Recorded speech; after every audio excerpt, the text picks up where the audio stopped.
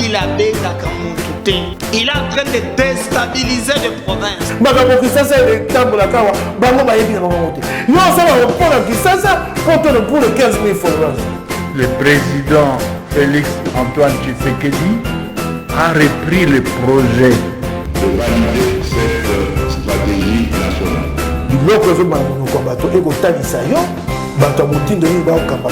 C'est la première fois que vous avez la vidéo na biso abonné.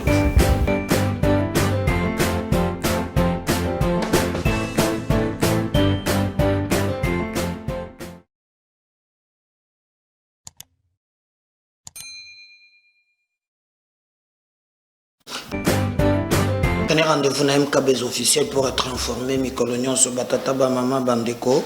Bo Zolanda biso partout à travers le monde. Bisopé Tozali Awana République démocratique du Congo pour la copie Sebino Bino Info. Au vrai sens du mot, beau début à semaine, naba ndekonyonso. Je crois que tout le monde semaine y a Sika, ba projet à Sika, ba énergie à Sika. Je te l'ai toujours dit, peut-être que semaine les kaki, ça n'a pas été pour vous. Au sali peut-être que ce qu'on a à l'hôpital, ou makama mokuboye de gauche à droite. Tenez que cette semaine, cause à la bongoto, le bon Dieu, à cause à la nangambo nabiso, ça finira par marcher. Oyo, ozomona, c'est juste à moi, tamouké, mais makambo ya bien, ezali et liboso. Nous demandons toujours chaque fois quand vous êtes à la mission nabiso, bobo sanate ko s'abonner, ko partager, ko liker, ko commenter. Vous allez nous donner la force, biso peu en contrepartie, donc on y a qu'on servir, bino. Merci, Nabino Nyonso, en toute humilité. Ce qui est sali qui est vidéo Nabiso et comme pour la première fois que vous allez au retard Nabiso, toujours sengayo vraiment na mutema komi kitisa ce qui okoki ko s'abonner pour pesa biso makasi parce que lorsque vous allez vous abonner belé des messages Nabiso zo comme la batu mingi. Et d'ailleurs, le moyen le plus simple de nous aider, c'est de kokamataliens, kotine de la bango, puis kosenga bango, puis s'abonner, et kozala très bien. Et to kozala wana, pour na koyebisa bino vérité, au vrai sens, et dimo. Bande konanga to kobeta li solo, ma solo ezali moi mingi, l'actualité reste dominée, na déclaration, il y a Paul Kagame qui a déclaré officiellement la guerre na RDC, mais ça n'a pas aussi traîné parce que le vice-premier ministre, ministre des Affaires étrangères, Christophe Lutundula, a répondre Kagame, Nabakano Moko diplomatique. Il a aussi déclaré la guerre, Bokoyoka, tout ce qu'il avait dit. Maintenant, traitant aussi Toko Betali Solo, il y a Maliko Lekana terrain. Sur terrain, qu'est-ce qui se passe? Nungu eza mwa mingi toyokaki balobi o ba ndeko wana bakotaki bazwaki boye non nyonso wana bokoyeba be na émission na biso ya mokolo ya alelo mais aussi koyeba ke na ngambo mususu makambo ya ba katange soki ndenge nini bato bakoloba lolenge moko te sima ya mes oyo bango basalaki noir pour na niveau ya Katanga les coulisses comme ça ba secret nango bato mosusu comme ba Muyambo et les autres bango balobi ke bandaki kozela ke Kabila asenga bango pardon mais baluki akomi ko consulter bango ayamba ba sénateur ayamba ba chef coutumier ayamba ba député ba moneke china rambo azongi vraiment à 100% ndenge sengela qui alors boki déjà ba langue c'est délié voilà au moins ba thématique otoko sur la nabino na tongo oyalelo. Continuez à partager nos émissions, continuez à les liker, continuez à kobenga watomusu bakot en ligne, vous ne serez jamais, alors jamais déçus. Tobanda, bande konangai na premier sujet, je crois Paul Kagame, Azali, président ya Rwanda, a lobby clairement pour lui. Baye Oyo, a lobby Bitumba, ezana Rwanda te. Selon lui, ba oyo bazali ko tombola tope banguna ya Rwanda bazali na Rwanda te, baza na RDC. Alors, pour lui, il pense clairement que alors il faut qu'il y ait la guerre côté Banguna wana bazali avec bango ba FDLR. Mais pour moi bondoki ya tato ya mokolomike molayo makambo azaloba bango awa. Et c'est là où nous avons une complicité à cette nébuleuse communauté internationale. Bomoni lo lenge nini ba yaki na Kenya na Nairobi ba sengi Félix asolana ba groupe armé entamé dialogue, même les M23 bazalaki na Messawan. Et vous avez vu que même Montoyo Kabila yaki na bandundu awa pote aboko la bangombe ye wana mutu azali comme délégué ya M23 na Nairobi. Mais malgré bazo solo la kuna et impose la RDC na biloko na bango qui a trouvé compromis na ba groupe armé pote bateka minduki. Mais entre-temps, lui Kagame ne peut jamais prendre Liloba, Basolola, Naba FDLR. Et ce qui me touche au plus profond de moi, le FDLR, Ndege Bango Bazolobela, ezali kaka na niveau oyo tozali koyoka ki babomaka na Rwanda te, le FDLR o babomaka bena Congo. C'est le là ADF, Nalou et les autres. Bakendeka Ouganda, mais on tue que les Congolais. Kagama Fongoli monokele pona koloba ke non. En tout cas, yé a kosala bitumba, mais bitumba eza na Rwanda te, eza libanda ya Rwanda, eza na Congo. Alors bango bakende kosala bitumba kono. D'une manière officielle, il a annoncé la guerre contre la République démocratique du Congo. Je n'ai pas vu un pays à sous-région, je précise bien, un pays où il y a tellement pour nous condamner les propos azate. Azate. Pays mokoto a très bien condamné, bamalobo yo mabe, oh ya lobby alité. Au contraire, il demande na biloko basala ki na oni que non RDC engagé pour parler, discussion.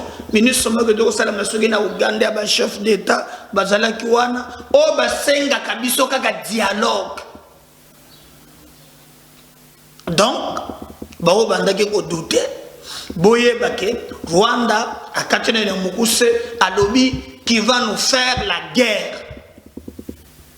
Alia Monokote, à commettre le Gola Mouyaya. Oh non, vous voyez, il paraît que si et seulement si et que. Kagame est allé clair.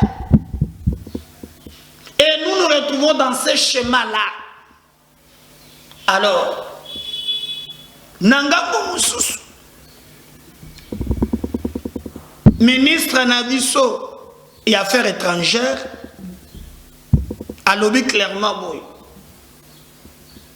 Comme on a toujours un diplomate, a lobby oh non, biso, tous en intention mon côté, il y a ça la guerre na Kagame ou bien na Rwanda. Mais ce que j'ai aimé, il lui a répondu à lobby qui veut la paix. Lobby qui biso tous olinga kimia, tolingi mon boulouté. Mais qui veut la paix prépare la guerre. Ah.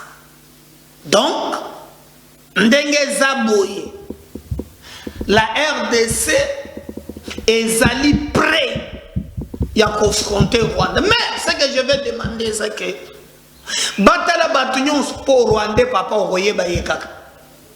Hein? Rwanda, comme on a dit, il y a Azaria, il y a Mbomine, forme na bango. Maintenant, il est grand temps. Parce que les combats aussi, c'est le renseignement. Les combats, c'est l'info. Celui qui a l'info, il y a Kamoussous, il gagne les combats. na moni lobby balongoli unité moko ya ba commando bazaki na Lubumbashi 311e iba ekitaki kuna bataillon pour renforcer vraiment sur terrain afin que bitumba wana toyeba lolengeli tokoki ko longa yango mais déjà bazalaki sur terrain bautaki Lubumbashi pour renforcer parce que le gouvernement répond que Gamalobi comme nous voulons la paix et que tu nous annonces que oko beta biso na nzela bito ko provoquer biso en tout cas biso tolongi kimia mais qui veut la paix prépare la guerre. Donc la RDC se prépare à la guerre face à Rwanda. Mais dans le moment où on a eu la fois passée que j'étais très content. Dans le moment qui même bazada union sacrée, dans le même Nababouchab, Evariste, à l'Obaki ce jour-là, l'Obaki, pour naïe, c'est pas le moment de nous diviser, de nous quereller devant ennemis Oyo, Azali Kobo Makosasa. Nous devons nous unir. Pour te tocha munguna libanda, alimo ya kosala ba makelele te ndeto koka batu ya FCC ba kosala kayango. Je vous rappelle que le Bengam 23, ça a été signé en 2009. Monto a signé, appelle ça Bango Ndingisa, légitimement Bango, Kombo na ye Raymond Chibanda, oyazali coordonnateur ya FCC Lelo. Raymond Chibanda. Oyazali na FCC Lelo. Monto a signé yango. À l'époque, on ne parlait même pas du M23, ils allaient dire CNDP. CNDP nde bato basalaki bazalaki en place batiaki bondojo tozo vivre lelo. Et vous allez voir que cette histoire ils ont rebondi kaka moment Kabila Katumbi na bato musu bakutanaki na Katanga.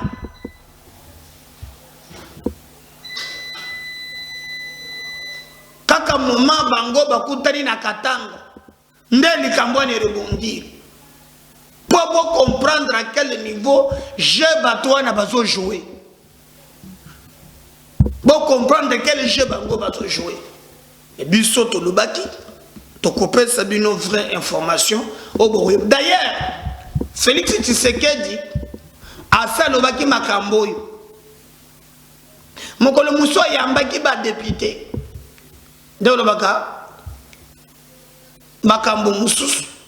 On prophétise. Il explique aux députés le lengenini plan moko bazalaka je crois oui les députés expliqua bango plan nini la communauté internationale bazanango pona mboka na biso plan nini bazanango pona mboka na biso et il leur explique comment makambo wana ezali sur terrain. Je vais vous laisser suivre ce qu'il avait dit à ce qui concerne Makambo ya Bitumba Oyo, le député, il annonce la guerre. Alors qu'on va nous faire la guerre, ça nous d'être unis, tous la distraité, à cause de la minerai tozana yango, bakosala biso Bitumba. Et il démontre même les ABC. Alors pour na yango, tous la distraité, tous se préparer pour nous affronter Bangouna. Il avait même demandé aussi aux députés, na époque wana, Bango peut basa la distraité, mais basa la debout, basa la ini, pour nous faire chaque na Munguna. Oyo, il a même cité, na vidéo na koche labino, les multinationales, entre termes en français, ya kitoko, la communauté internationale. Hein? Il les a même cités à l'époque pour être plat Oyo Bazanango pour le Congo. Et d'ailleurs, je pense que ça c'est là que Essengela qui tout s'est préparé. Lui en tant que commandant des forces armées, ce qui a bongé ça qui est inime. Je préfère que tout le monde Félix Tshisekedi, Maïa Lubaki, et on va revenir juste après pour nous continuer notre émission. Nous sommes détenteurs dans notre sous-sol de près de ou plus de 60% des minerais stratégiques, ceux qui vont faire l'économie de demain, se trouvent ici au Congo. Mais si nous sommes distraits, vous savez ce qui risque de nous arriver? Mais on va nous faire une guerre ici, comme en Irak, comme en Afghanistan. Des multinationales vont prendre des pans entiers de notre pays et vont les diriger avec des seigneurs de guerre uniquement pour exploiter nos richesses. Et demain, quand il n'y aura plus rien, on nous abandonnera et nous ressemblerons à la Somalie. C'est ça qui risque de nous arriver si nous ne sommes pas vigilants. Mais tout ça demande de la concentration, du sérieux. Si nous ne faisons pas attention, comme je vous l'ai dit, on va nous diviser, on va nous séparer pour notre propre malheur. Et nous n'aurons que nos yeux pour pleurer. Et moi, ça ne m'a jamais traversé l'esprit comme scénario. Donc je ne suis pas prêt, c'est pour vous montrer la détermination que j'ai, je ne suis pas prêt à vivre un tel scénario. Je veux conduire mon pays de telle sorte que demain, après-demain, dans 100 ans, dans 1000 ans, tout le temps que ce pays, que ce monde sera monde, que le Congo reste uni, que les Congolaises et les Congolais vivent heureux dans leur pays, heureux et libres. Et ça, c'est possible, ça dépend que de nous. Parce que lorsqu'on vient déstabiliser un pays, on ne le fait pas directement de l'extérieur. On le fait grâce à des répondants que l'on trouve à l'intérieur. Et si nous ne faisons pas attention, nous restons distraits, moi j'appelle ça de la distraction, alors à ce moment-là, oui, on nous déstabilisera. Mais battons-nous parce que il n'est pas question qu'on vive cela. Je sais que vous aimez chacune et chacun d'entre vous là où il est ce pays. Vous y êtes attachés comme moi et je sais que je peux attendre de vous la même détermination pour garder ce pays uni et le développer pour le bonheur de nos populations. Binomoko Bolandi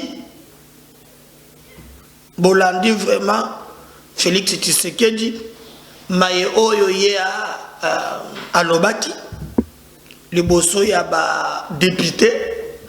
Alors maintenant banani oyo qu'est pas des multinationales boyoki ke rencontre moko salamaki na Angola pour être ba décider na sort wana mais mboka na biso eza pasi bato tozana balier ya solo te lotondula ye moko a se déplacer akiye komona même Denis Sassou Nguesso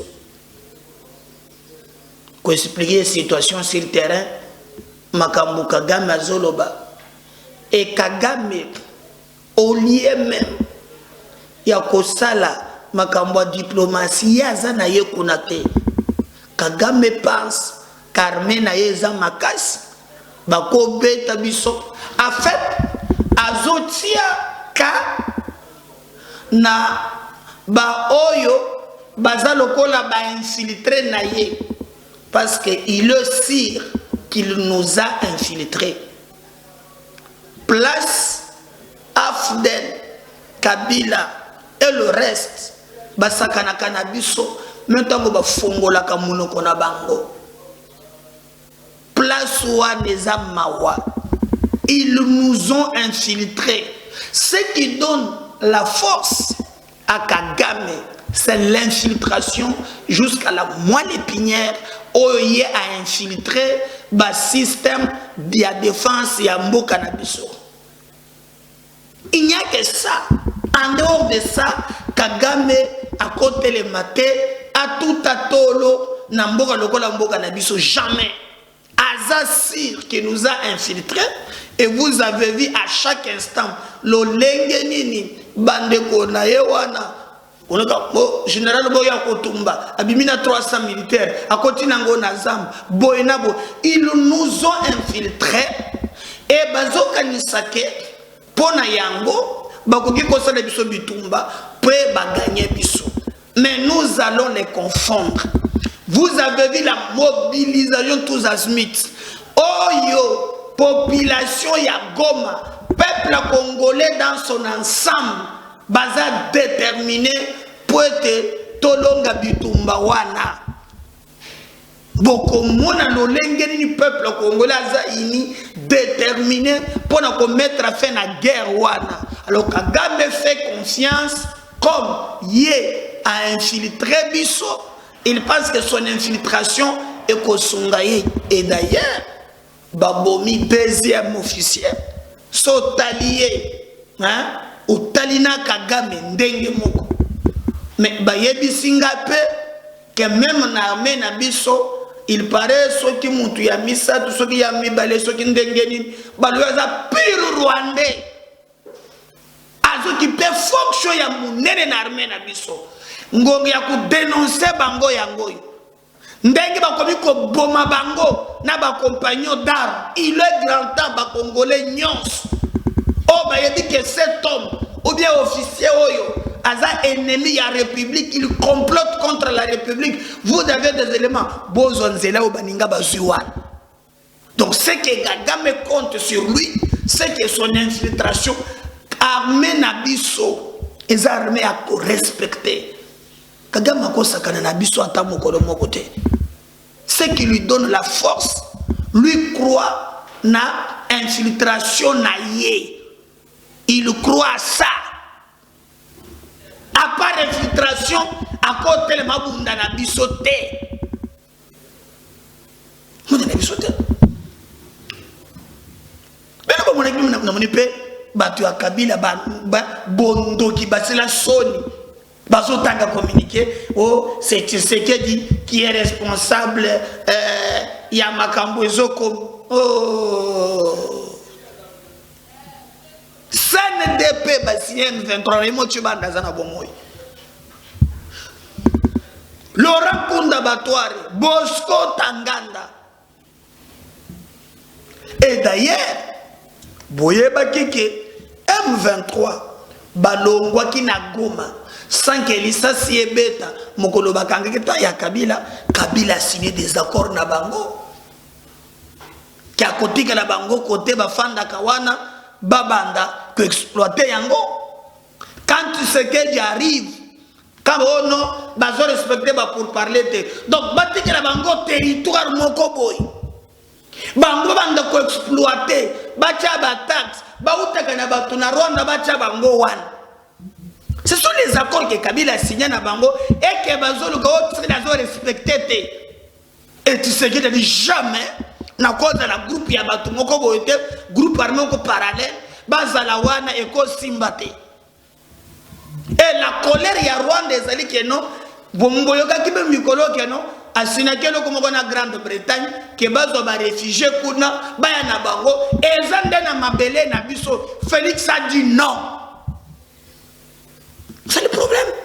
Les accords signés en 2009, na Bazalaki CNDP, mais ba signé M23. Raymond Chibanda, côté Sodi Rwandais, ba signé qui ezalaki na sens one. Et tu sais qu'il a refusé ça. Il n'a pas respecté les accords de Rwanda Zoya. C'est ça la vérité, Boye Bayango. Tous ces gens qui sont les Abousoba. Et comme ils ont infiltré l'armée, et que maintenant Kagame pense que non, le plan Oyo, pour lui Kagame pensait que non, quand il dit que non, mon frère Kagame, tout ça, donc, tu serais dans la vraiment Yuma Moko, à côté que non. Guerre et Kozonga, beaucoup de monde de guerre. Alors Kagame lui pense qu'à ça fort, ok. Mais sur le terrain, il est en train de jouer dans Babylone et Bélé. Responsable Yalikamboy. Bien que tu sais que Yaza appelé, il y a ce qu'on appelle continuité de l'État. Mais Kabila a fait na Kingakati, Mande Fouebela Zana Katumbi Kuna, Yembe, Moutoali responsable Yalikamboy. Et Bazana plan Mabé pour Namboka Nabis. Les vrais Congolais, Bakokotena, inconscience, na système où il y a imbécilisation, on a non. Non. Vous devez vous lever comme un seul homme, barrer la route à ces aventuriers. Leur dire que Mboka Nabiso, tout côté que la bino, à ta centimètre à mon côté. Et penser que c'est facile, Bakobanda Kozoaka Mboka na Moko. Mais vous allez voir comment la force armée. Botala par exemple, Bisika Bakangi Rwandais, Botoli Bango même, Bakachette na Bango. Et cette opération va continuer. On suit, on va revenir juste après pour nous continuer. Dans la mission Nabiso, il y a Mokolo, il y a Lelo. L'MKBS officiel, la voix des sans-voix. Ils sont au total 13 prévenus avoir été condamnés par la Cour militaire de l'Ituri pour vente d'armes et munitions aux miliciens Codeco dans les territoires d'Ndjougou. Parmi eux, 8 militaires, dont un lieutenant-colonel et des majors, tous condamnés à la peine de mort et radiés des forces armées de la RDC. Même peine infligée à 3 civils dont Madame Solange Makoussi, arrêtée en mars dernier avec plusieurs munitions de guerre sur la route Bambou. Des autres femmes ont écopé chacune 10 ans de prison. Verdict rendu ce vendredi 27 mai par le colonel magistrat Dienga Akelele Kelly, premier président de la Cour militaire, entouré de ses membres. La Cour des séances met la République démocratique du Congo hors cause.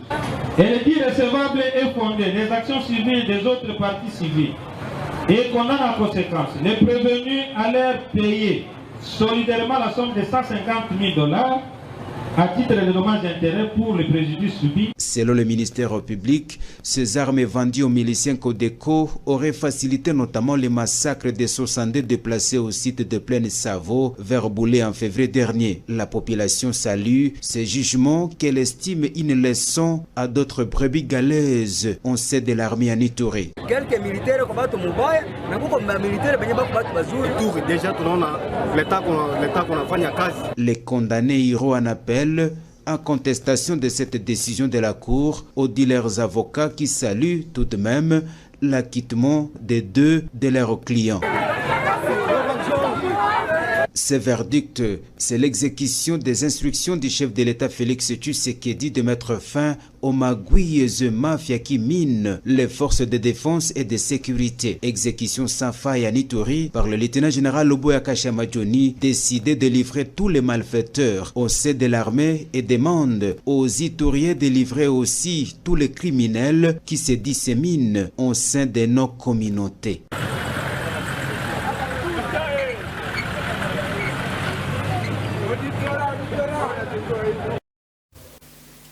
Bolandi ndenge bakangi ba Rwandais. Mais maintenant nazo yoka batu bakomi kobunga des Congolais manipulables, des inconscients. Bakomi kotomber na Jacques Kabila na ba Rwandais o Chilombo yo za mayele teti wapi timboka na yo ezokende na nzela ya mabe yo na moto na yo kaka leader na yo. Comment cause la maillée titina niveau 1? Tu comprends pas? Félix en a 3 ans. Mais un complot qui a duré 19 ans. Et sur terrain, il est en train de lutter contre ces gens-là. Yo na mutu na yo, parce que tu soka biloko, osaka manipulable. Na lobi Jean-Pierre Bemba Gombo. Dans le des archives, où il cite nommément Kabila. Il parle de Kabila parce que au moins l'histoire l'histoire nous pouvons l'étudier même dans le présent, to questionner passé pour être lobby total qui s'abane na biso à venir na lobaka likambomba la nyonso boyoka ngai. Mais Bemba déjà il nous dit wana Bemba taki pe na rébellion, il nous dit clairement nani moto oyo azali kokoti saba Rwanda nani azo infiltrer armée na biso igwe nani koti siba Rwanda poto na makambo yebisa ba inconscient oyo ba yeba ero yo pose la militaire. On va revenir juste après. Oh, azolo bate kimboka. Nana cheki chef d'état-major rwandais. Kabila te. James Kabare nani. Chef d'état-major. On est normal, bino ba congolais. Chef d'état-major azala rwandais. Nana pesa ki armée na biso na mboka ba rwandais nani. Et ça est Kabila. Si quoi ça pour ça ono Rwanda, Uganda, invasion, bolimo bota la mboka na biso. Ko bota la mboka wapi? Parce na posa mboka na biso te parce na mboka na bango. Et puis nga nazali Congo na koteka jamais mboka na ngai.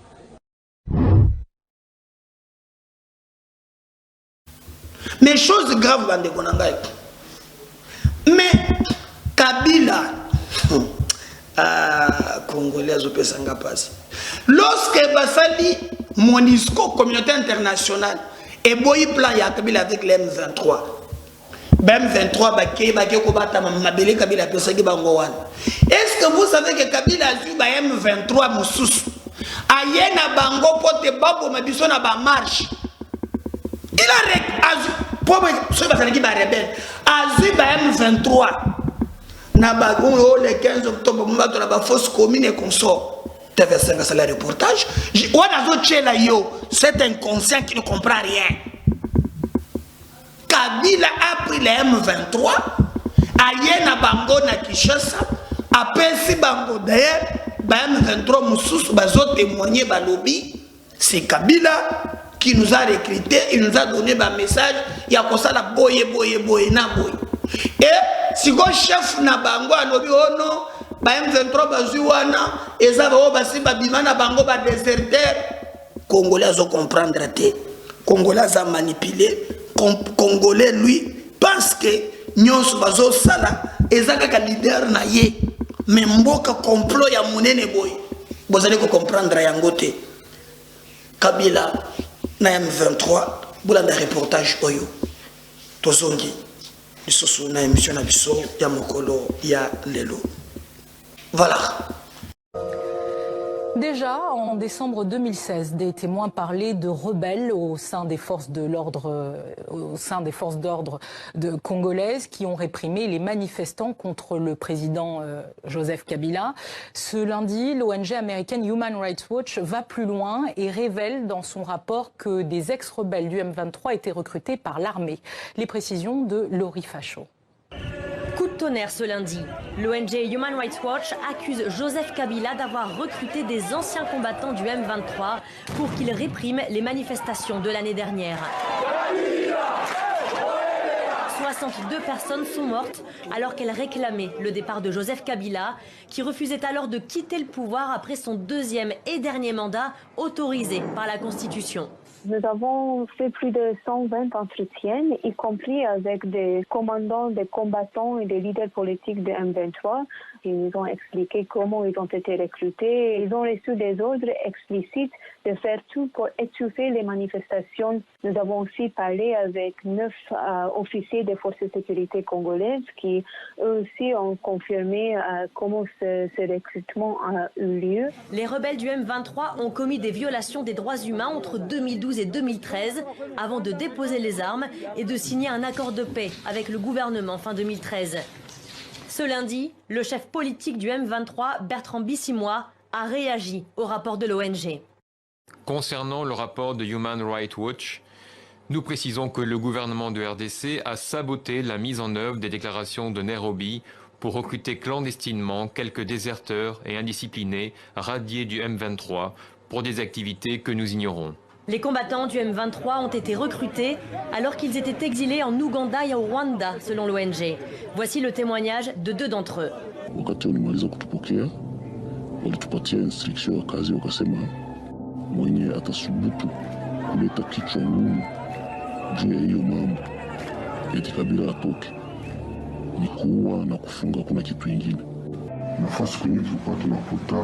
Voilà.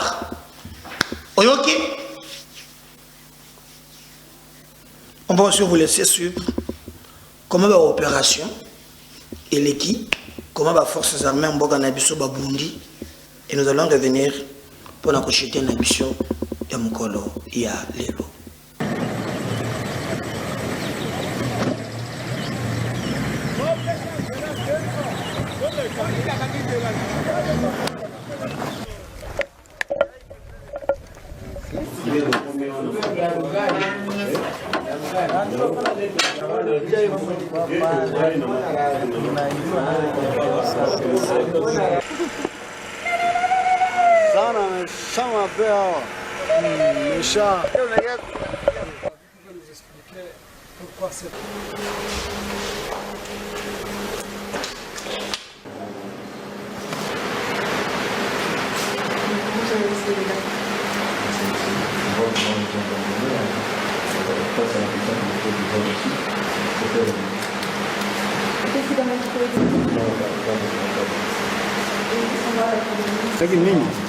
Ici, ils ont laissé beaucoup de stocks de...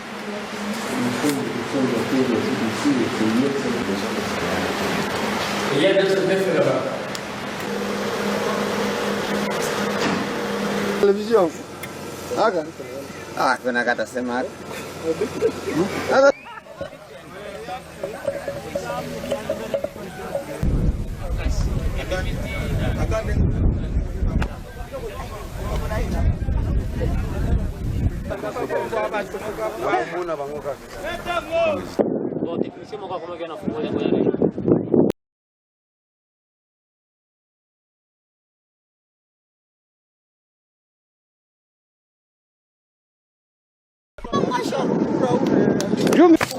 Nabi mapantaro. Ona miko. Patrick ya kwenu zongoro. Na ma secret zi.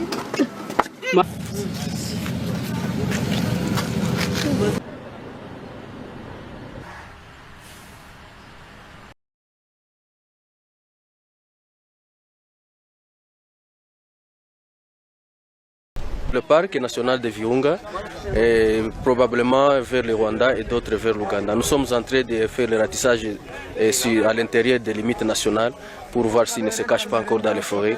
Mais ce que nous savons est qu'ils ont pris la direction des pays voisins. La population de Rutshuru, nous l'avions déjà annoncé que nous étions prêts, nous étions en train de compatir avec elle durant toute une année qu'ils ont enduré avec la rébellion du M23, avec toutes ces exactions. Et maintenant, elle est libérée, c'est un soulagement et c'est une victoire pour tous les Congolais. Ce qui va se passer, c'est que ça, ce n'est qu'une grande étape, bien sûr, bien que ce n'est pas encore la fin de la guerre, parce qu'il y a encore d'autres groupes armés qui détiennent encore les armes sur le territoire congolais et que nous allons pouvoir aussi désarmer par la force s'ils ne veulent pas obtempérer à notre appel de déposer pacifiquement. Et donc, après le M23, qui était le groupe le plus vulnérable, il était le groupe le plus dangereux plutôt, et qui avait instauré une administration parallèle, qui avait aussi plusieurs armes, plusieurs munitions avec un soutien extérieur. Vous venez de voir avec moi les stocks d'armement qu'on a récupérés, que ce soit à Rumangabo, que ce soit à Mbuzi, que ce soit ici à Chanzo et à Runyoni. C'est vraiment des munitions, des stocks impressionnants, à tel point que la guerre n'était pas destinée à se terminer aujourd'hui. Ça, c'est un miracle.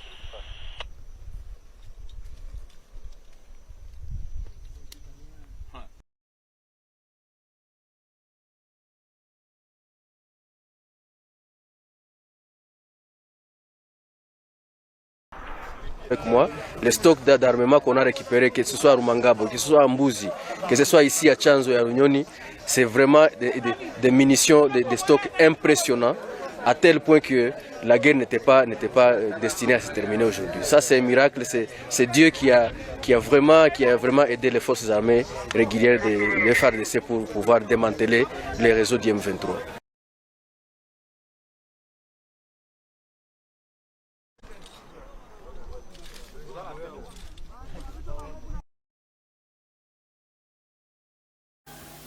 Merci. Partagez le lien au Nabatomous, vous likez, vous commentez, parce que si le Seigneur ne revenait pas, tous aux ongas pour le deuxième numéro. Bye.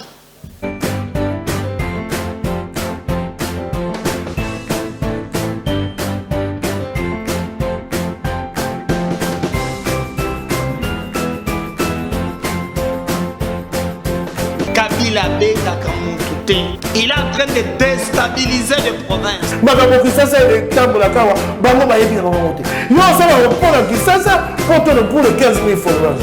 Le président Félix Antoine Tshisekedi a repris le projet de valider cette stratégie nationale.